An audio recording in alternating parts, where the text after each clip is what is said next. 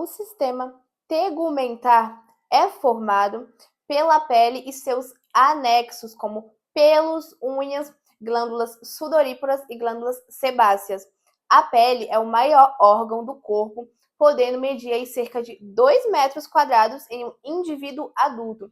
É claro que isso, pode variar de pessoa para pessoa. A pele é um órgão formado por tecidos e possui diversas funções importantes, como proteger o organismo de agressões externas, sensibilidade, termorregulação, síntese de vitamina D e até mesmo a excreção de substâncias, com o suor. Bom, a pele é dividida em duas camadas principais, a epiderme e a derme. A epiderme é a camada mais externa, formada por tecido epitelial, e a derme é a camada mais profunda, formada por tecido conjuntivo.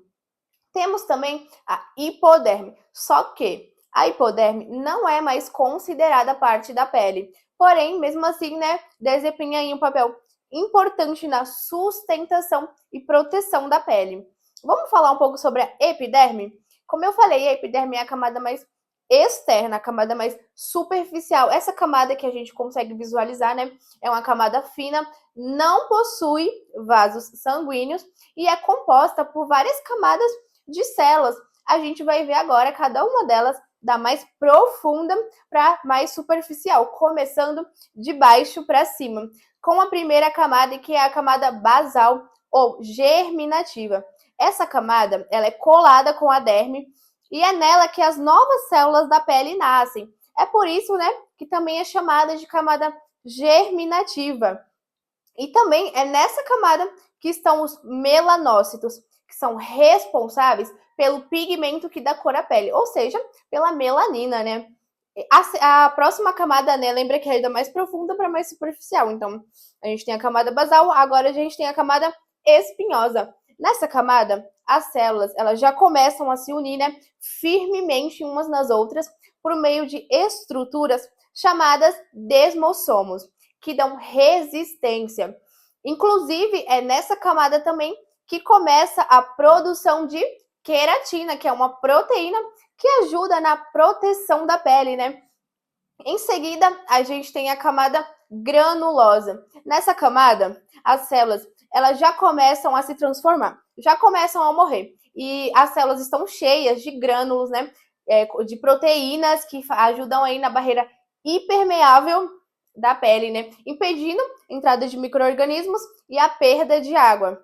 Em seguida, a gente tem a camada lúcida, só que essa camada, ela só está presente em algumas partes da pele, naquelas partes mais grossas, mais espessas. Por exemplo, nas palmas das mãos e nas solas dos pés, Nessa camada, as células estão ricas em queratina, achatadas, e por ser translúcida, ela ajuda a dar mais resistência nas áreas que está presente, Como eu citei o exemplo, nas palmas das mãos. E a camada mais externa, a camada córnea. É nessa camada, que ocorre lá o processo que a pele faz de eliminar as células mortas. Nessa camada, as células já estão totalmente queratinizadas, E, como eu falei, é nela que a pele elimina naturalmente as células mortas para poder haver lá o ciclo de renovação lá na camada germinativa, E também é essa camada que é a principal responsável pela barreira de proteção da pele, também impedindo agressões externas e a perda de água.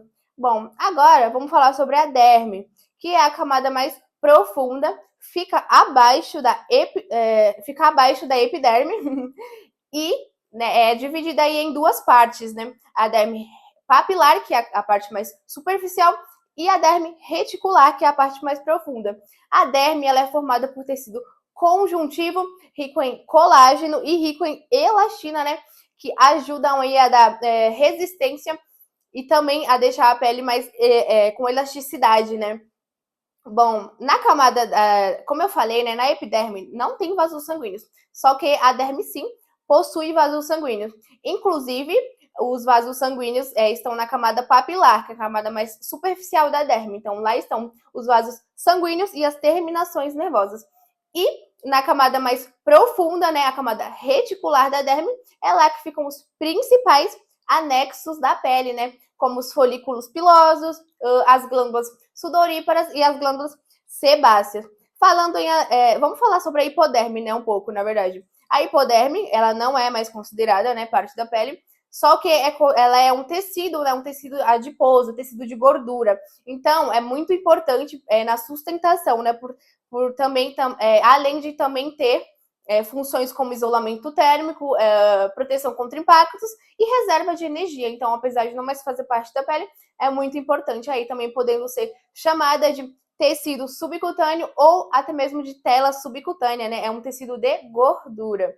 E falar agora sobre os anexos da pele, como os pelos, né, que ajudam aí na percepção sensorial e também na proteção da pele, as unhas que protegem as extremidades dos dedos, as glândulas sudoríparas que produzem suor, as glândulas sebáceas, né, que são responsáveis pela produção de sebo, enfim.